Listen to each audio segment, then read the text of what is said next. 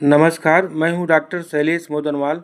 श्रेया ज्योतिष केंद्र में आप सभी का हार्दिक स्वागत करता हूं।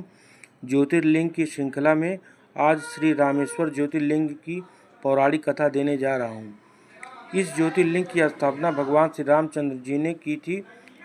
इसके विषय में यह कथा दी जाती है, जब श्री रामचंद्र जी लंका पर चढ़ाई करने के लिए जा रहे थे, तब इसी स्थान पर उन्होंने समुद्र तट की बालुका से शिवलिंग बनाकर उसका पूजन किया था।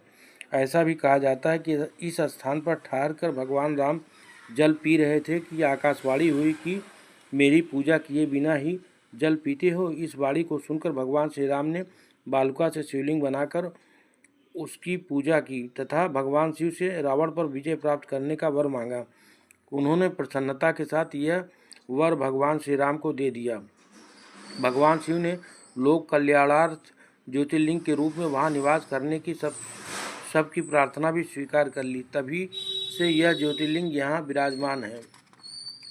इस ज्योतिर्लिंग के विषय में एक दूसरी कथा इस प्रकार कही जाती है। जब भगवान श्री राम रावण का वध करके लौट रहे थे, तब उन्होंने अपना पहला पड़ाव समुद्र के इस पार गंधमादन पर्वत पर डाला था। वहाँ बहुत से ऋषि और मुनिगण उनके दर्शन के लिए उनके पास आए।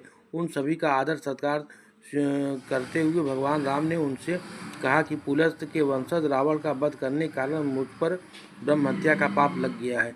आप लोग मुझसे इससे निवृत्ति का कोई उपाय बताइए। यह बात सुनकर वहाँ उपस्थित सारे ऋषियों मुनियों ने एक स्वर से कहा कि आप यहाँ शिवलिंग की स्थापना कीजिए, इससे आप ब्रह्म हत्या के पाप से छुटकारा पा जाएंगे। भगवान श्री राम ने उनकी यह बात स्वीकार कर हनुमान जी को कैलाश पर्वत जाकर वहाँ से शिवलिंग लाने का आदेश दिया। हनुमान जी तत्काल ही वहाँ जा पहुँचे, किंतु उन्हें उस समय वहाँ भगवान शिव के दर्शन नहीं हुए। अतः वे उनका दर्शन प्राप्त करने के लिए वहीं बैठकर तपस्या करने लगे। कुछ काल पश्चात शिव जी के दर्शन प्राप्त कर हनुमान जी शिवलिंग लेकर लौटे, किंतु तब तक शुभ मुहूर्त बीत जाने की आशंका से यहाँ श्री राम व सीता जी द्वारा लिंग स्थापना कराया जा चुका था। हनुमान जी ने भगवान श्री राम को परम ब्रह्मा के रूप में सामने देखा।